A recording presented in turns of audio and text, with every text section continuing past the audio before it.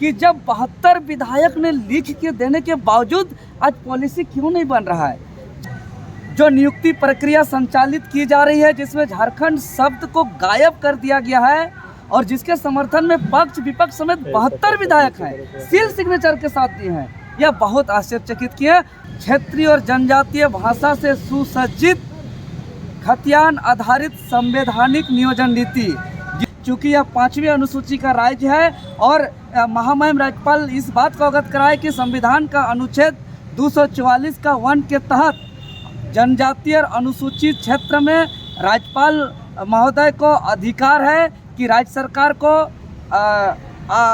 मार्गदर्शन करेंगे और आदेश भी देंगे और कोई भी जो है कि उसको अनुमति भी प्राप्त करेंगे, कोई भी नियम को कानून को जो है कि नीति पास की है 60:40 के तहत नियुक्ति प्रक्रिया प्रारंभ किया जा रहा है। यह बात तो स्पष्ट है,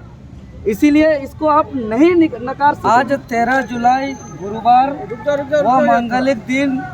और आज के अवसर पर हम लोग राज्य सरकार के कार्यकारी प्रमुख महामहिम राज्यपाल महोदय को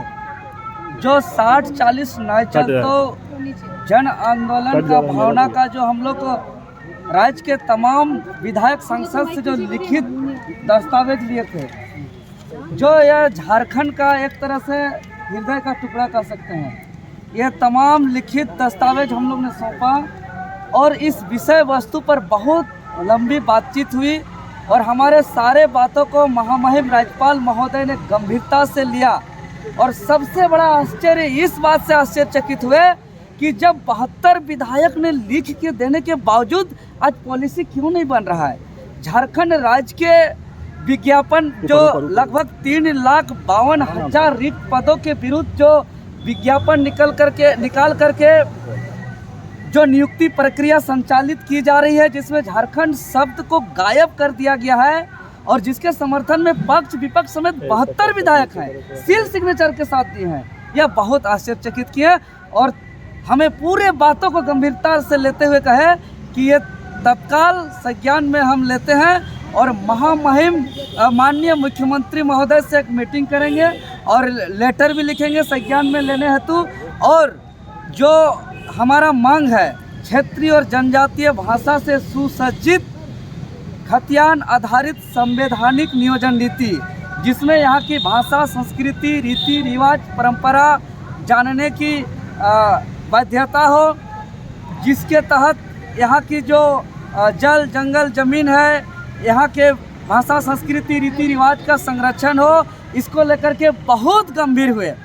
और आगे हमारा इस आंदोलन को लेकर के जो महामहिम राज्यपाल महोदय को देने से पूर्व ये हम लोग माननीय स्पीकर महोदय को भी हम लोग ये बहुमत का आंकड़ा हम लोग समर्पित कर दिए हैं। आज ये बात भी हम लोग ने अवगत कराए और सारी बातों को गंभीरता से लिए और चूँकि हम लोग इस राज्य का हितार्थ और इस राज्य का कल्याण हेतु जो हम लोग दृढ़ संकल्पित हैं, चूँकि हमारा मकसद सिर्फ चेहरा चमकाना नहीं है, ये जो लंबे संघर्ष के परिणाम जो हम लोग दस्तावेज इकट्ठा किए उसको हम लोग सही जगह पहुंचा दिए हैं और ये आगे कार्रवाई को लेकर के हमें आश्वासन भी मिला है। और निश्चित ही उन्होंने कहे हैं कि इस राज्य में जितने भी विज्ञापन हो रही है इसमें झारखंड निवासी शब्द को जोड़ा ही जाएगा और 60-40 के तहत कोई भी नियुक्ति हम लोग जो है कि अन्य राज्य का जो भी विज्ञापन है उसको हम अध्ययन करेंगे, उसका हम बाकी राज्य का विज्ञापन को हम मंगाएंगे, उसका अध्ययन करेंगे और इस राज्य के साथ अन्याय होने नहीं देंगे, क्योंकि यह 5वीं अनुसूची का राज्य है। और महामहिम राज्यपाल इस बात को अवगत कराए कि संविधान का अनुच्छेद 244 का 1 के तहत जनजातीय और अनुसूचित क्षेत्र में राज्यपाल महोदय को अधिकार है कि राज्य सरकार को मार्गदर्शन करेंगे और आदेश भी देंगे और कोई भी जो है कि उसको अनुमति भी प्राप्त करेंगे, कोई भी नियम को कानून को। ये सारे बात हम लोगों ने बहुत गंभीरता से हुआ और स्पीकर महोदय भी हम लोगों से आश्वासन दिए हैं कि आगामी जो मानसून सत्र होगा इस मानसून सत्र के दौरान में इसको संज्ञान में लाया जाएगा। खुद जिम्मेवारी लिए कि मैं संज्ञान में लाऊंगा बोले हैं और संज्ञान में आएगा और निश्चित ही झारखंड राज्य के अंदर 60-40 वापस होगा और खतियान आधारित संवैधानिक नियोजन नीति लागू होगा इस राज्य के अंदर। तो नीति तो स्पष्ट भी नहीं हुआ, सार्वजनिक भी नहीं हुआ है। तो इसी के लिए इसी पे तो सबसे आश्चर्य की बात है। इस पर हम लोग पे चर्चा हुआ कि बिना गजट प्रकाशित किए, चूंकि जो सरकार के द्वारा जो सर्वे रिकॉर्डेड कॉल जो कराया गया, जिसमें स्पष्ट रूप से 2 ही सवाल किया गया था। पहला, या तो इस नियोजन नीति को लेकर के सरकार सुप्रीम कोर्ट लेके जाए, अन्यथा दूसरा जो है कि 2016 से पूर्व वाला नीति के तहत नियुक्ति प्रक्रिया प्रारंभ किया जाए। तो 2016 से पूर्व अर्थात वहाँ बिना गजट प्रकाशित किए, बिना जो है कि नीति पास किए 60:40 के तहत नियुक्ति प्रक्रिया प्रारंभ किया जा रहा है। यह बात तो स्पष्ट है,